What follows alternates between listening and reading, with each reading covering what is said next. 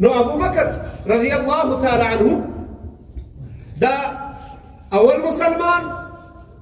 د ټولو غټ مسلمان. حضرت عمر رضی الله تعالی عنه دا دونه غټ انسان تیر شوی دی چې حضور پاک صلی الله علیه وسلم فرمایي لو كان بعدي نبي لكان عمر. كزما بعد نبي واي چونکه نبوت ختم شو خاتم النبيين كزما بعد نبي واي عمر رضي الله تعالى عنه تبقى نبوت ملاقدلای. فرمای حضور پاک صلی الله علیه وسلم ان الله جعل الحق على لسان عمر. الله پاک د عمر رضی الله تعالی عنه پر ژبه باندې حق جاری کی. ولس یا نونس موافقات عمر آیتونه فیصلې د لوړي څخه د عمر رضی الله عنه پر رای باندې الله پاک نازل کړي. دا دونه غټ څه ده لیکن د دې ټولو نیکۍ باوجود حضرت عایشه رضی الله تعالی عنها یو وخت وایي سوچ راولې دي چې په اسمان کې څومره ستوري دي داسې یو څوک به وي چې د هغه دونه زیاتې نیکۍ وي لکه په اسمان کې ستوري. ولې راغلم دا سوچ فکر کې د حضور پاک صلی الله علیه وسلم سره پوښتنه وکړه چې دا څوک شته چې دونه نیکۍ لکه د اسمان ستوري او زما په ذهن کې ول دا ده چې دا زما پلار ابو بکر دی.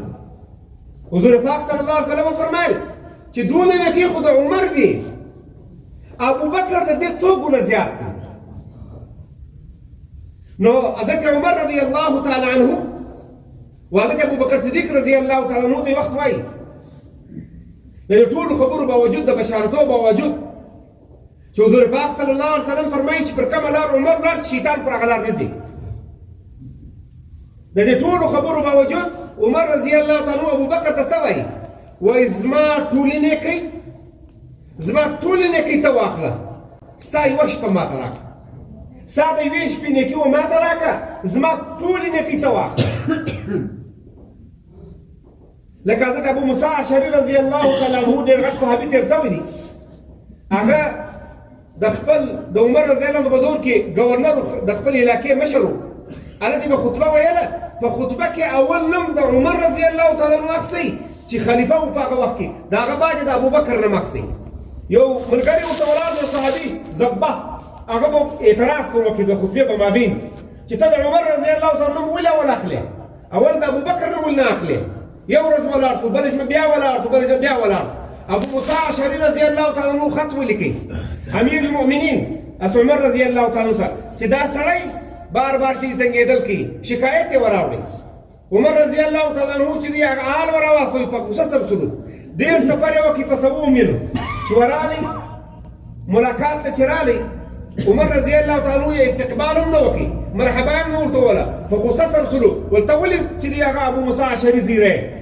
ولې هغه تکلیف ورکوې ستا شکایت ما ته راغلی دی ده ورته خو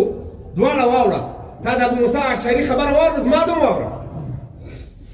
زما خبره هم واوره. ویل زه په دا وجه باندې ته باندې اعتراض وکړم چې دی اول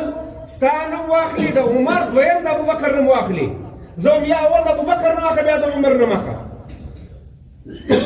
پر دې باندې عمر رضی الله تعالی عنه وایي بالکل تا صحیح ورته ویلي تا بالکل صحیح ورته ویلي دي اول د ابوبکر نوم دویم زما نوم بلکې اول د ابوبکر نوم د هغه باره د نور نومونه. نو دغه تره عمر رضی الله تعالی وایي زه ورته وایم زما ټوله ژوند یې ستا زما ټولې نیکۍ یې ستا ابوبکر ستا یوه شپې نیکي و ماته راکړه د یوې شپې نیکي و ماته راکړه. هغه د کومې شپې نیکي ده هغه د غار ثور هغه د هجرت د شپې نیکي ده چې تا په غار ثور کې د حضور پاک صلی الله علیه وسلم سره ملګری وې د حضور پاک صلی الله علیه وسلم رفیق ولې د هغه سره تا څو تکلیفونه برداشت کړو په هجرت کې تتلې په غار ثور کې 3 شپې تېرې کړې 3 نه د یوې شپې نیکي و ماته راکړه زما ټولې نیکۍ ته واخله. په دا وجه باندې علما فرمایي افضل البشر بعد الانبیاء ابو بکر د انبیاو بعد د ټولو څخه غټ سړی د ټولو افضل سړی د ټولو بهتر سړی دا څوک دی دا ابو بکر دی. او قرآن کې چې الله پاک فرمایي کنتم خیر امة اخرجت للناس تأمرون بالمعروف وتنهون عن المنكر چې کم خیر امت لقب ملاو سوی دی و دې امت ته هغه د ټولو څخه اول مصداق علما و مفسرین وایي هغه صحابه دي د هغه دور دي په صحابه کې د ټولو څخه اول ابو بکر دی.